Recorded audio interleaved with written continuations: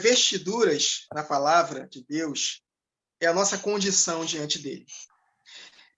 E aqui em Sardes está falando que poucas pessoas não contaminaram suas vestiduras. É o que o Senhor Jesus falou, né?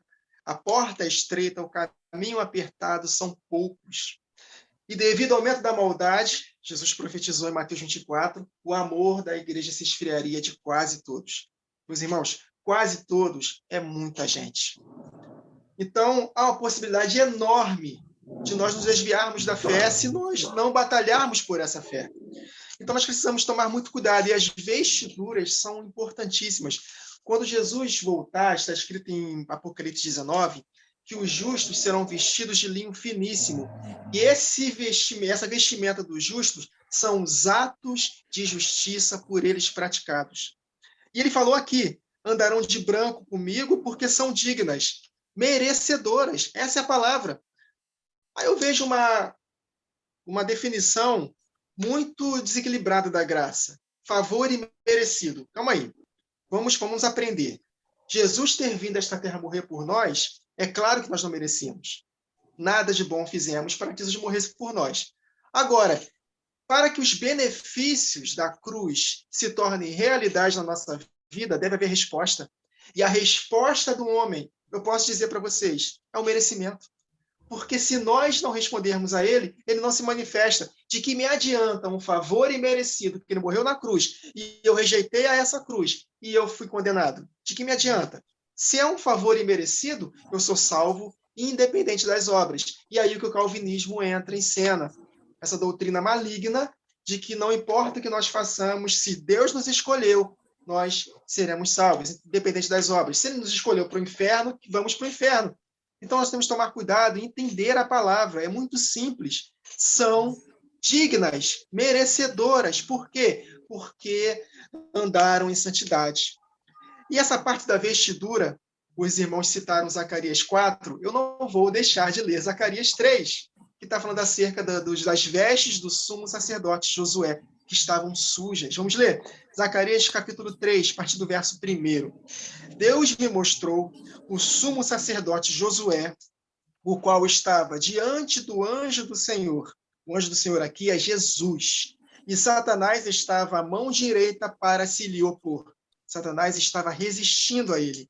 Mas o Senhor disse a Satanás, o Pai disse a Satanás, o Senhor te repreende, ó Satanás. Sim, o Senhor que escolheu a Jerusalém te repreende. Não é este o tição tirado do fogo? Olha o detalhe, verso 3. Ora, Josué, trajado de vestes sujas, estava diante do anjo. Tomou este a palavra e disse aos que estavam diante dele, tirai-lhe as vestes sujas. A Josué disse também, eis que tenho feito que passe de ti a tua iniquidade. Apartai-vos de mim, vós que praticais a iniquidade. Olha aí, se arrependa, e te vestirei de finos trajes. E disse eu, põe-lhe um turbante limpo sobre a cabeça, purifique, se transforme pela renovação da vossa mente, permita que a palavra de Deus, limpe os seus pensamentos para que as suas ações sejam consequência daquilo que vocês estão pensando. Puseram-lhe, pois, sobre a cabeça um turbante limpo e o vestiram com trajes próprios, e o anjo do Senhor estava ali.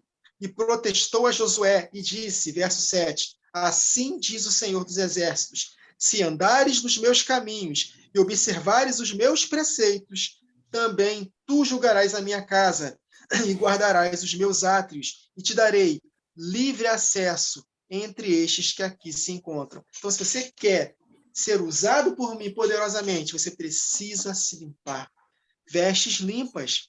Em Efésios capítulo 6, verso 13, apóstolo Paulo, portanto, vistam toda a armadura de Deus, para que possam resistir no dia mau, e depois de ter desvencido tudo, permanecermos inabaláveis. Como é que nós vestimos a armadura de Deus? Andando em santidade, praticando boas obras.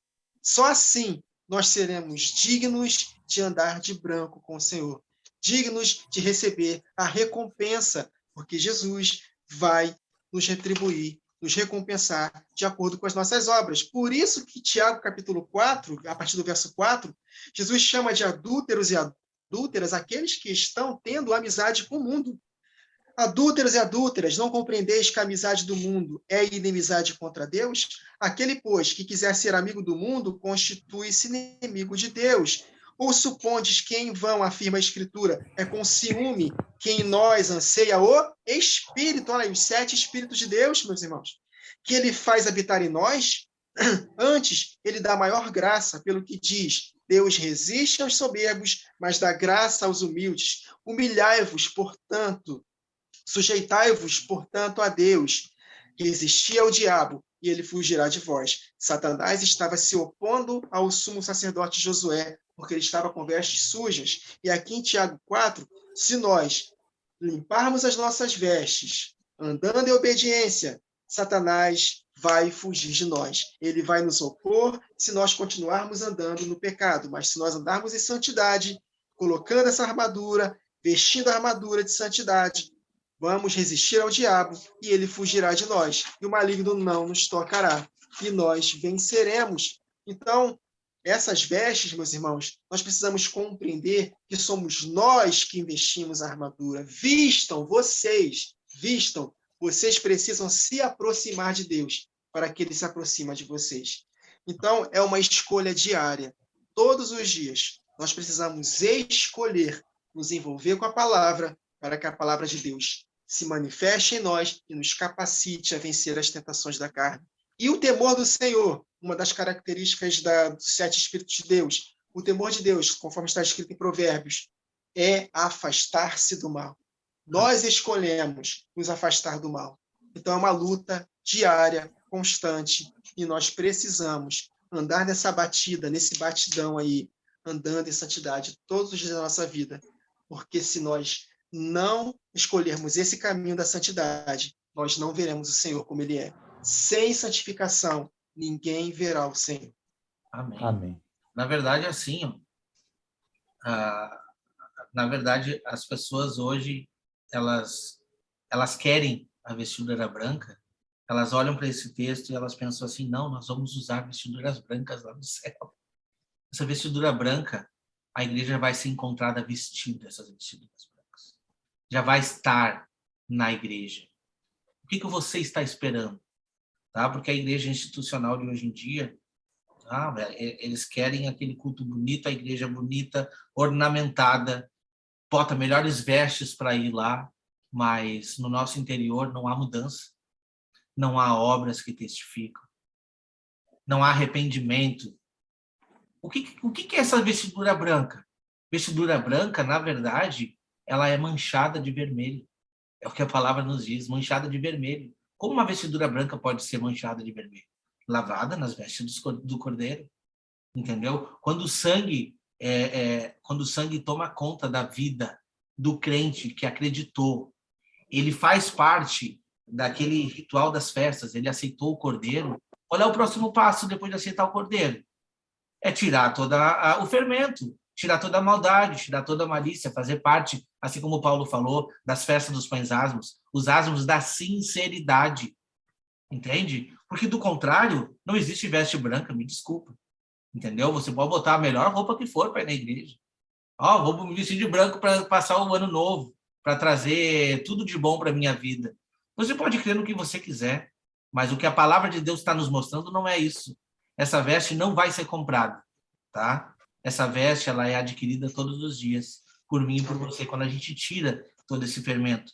E lá em Apocalipse 7, a gente vê ali, né, a visão dos glorificados. Olha que interessante no versículo 13. Um dos anciões tomou a palavra dizendo, estes que se vestem de vestidura brancas, quem são? De onde eles vieram? Respondeu-lhe, meu senhor, tu sabes. Ele então me disse, são estes os que vêm da grande tribulação e lavaram suas vestiduras e alvejaram no sangue do cordeiro. Como assim? Esses são os que vêm da grande tribulação? A igreja não quer passar pela tribulação? Mas não, meus irmãos, vão passar por tribulação. Essa vestidura branca adquirida, ela tem um preço. Ela tem um preço. E o preço é renegar o meu eu todos os dias. Senão, eu não vou encontrar essa vestidura, entende? Amém. Então, aceitar o sangue é o primeiro passo. Lavar as minhas vestiduras do sangue do Cordeiro é o primeiro passo. Entende? O segundo passo é, todos os dias, tirar o fermento da minha vida. Aí eu não estou falando isso literal, não. Isso é o compreendimento da realidade desta sombra, que é tirar tudo aquilo que vem a contaminar o corpo, porque sabemos que o nosso corpo é o corpo de Cristo, onde todos nós, bem ajustados, crescemos para santuário, para a habitação do Espírito Santo. Então, que a gente possa meditar nesses pontos. Irmão Ricardo. Amém. Só complementar aí, os irmãos colocaram bastantes passagens. É interessante esse paralelo aí das festas que o irmão Wagner trouxe. E todas as solenidades do Senhor envolvem o tabernáculo. E o tabernáculo tem 3 ambientes. Ambiente do átrio, onde tem um altar de sacrifício, tem a bacia de bronze para lavar e trocar as suas vestes. E aí, com as vestes novas, você entra no lugar santo. O lugar da igreja é num lugar santo com o Santíssimo. Lembra que quando Jesus morreu, o véu rasgou? A promessa para a igreja é estar junto com Cristo, o Santo dos Santos, o sumo sacerdote com os sacerdotes.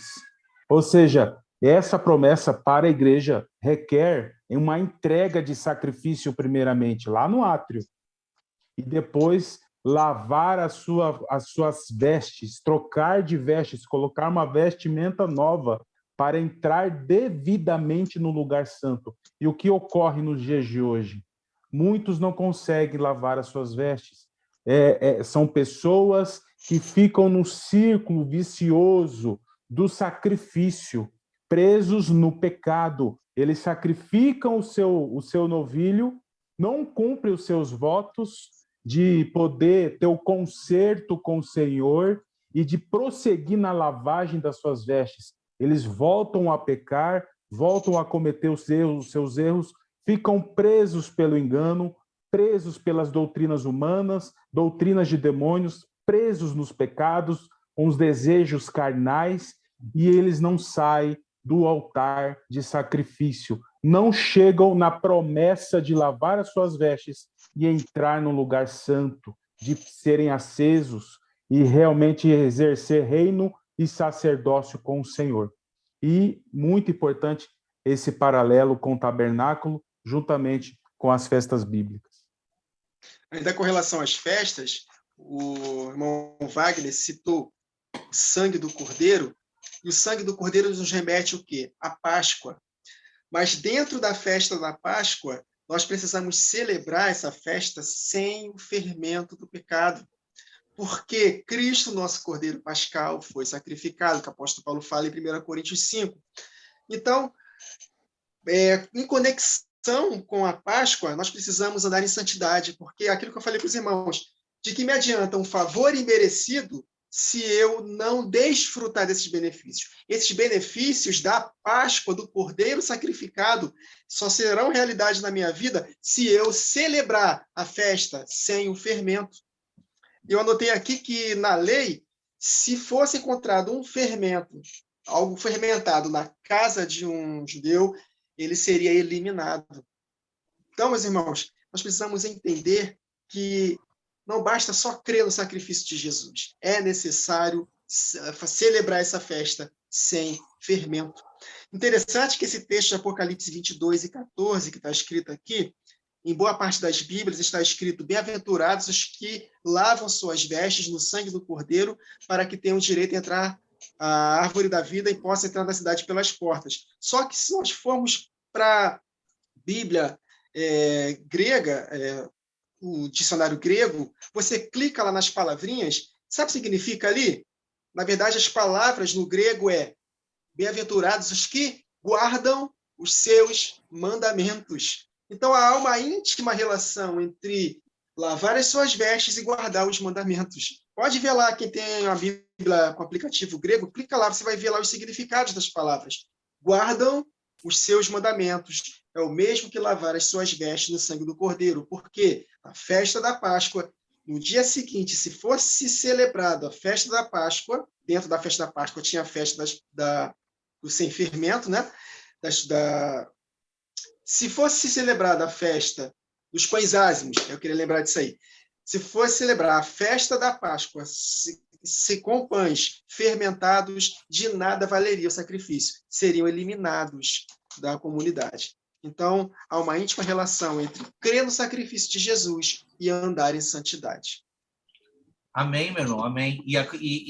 O que o irmão trouxe ali de Apocalipse 22:14, eu tinha anotado esse verso também, porque não deixa de ser uma promessa. Bem-aventurado os que fazem isso. E a promessa é a mesma, trazida ali no versículo 5. Ao vencedor será assim vestido de vestiduras brancas, e de modo nenhum apagarei o seu nome do livro da vida. Pelo contrário, confessarei o seu nome diante do meu Pai e diante dos seus anjos.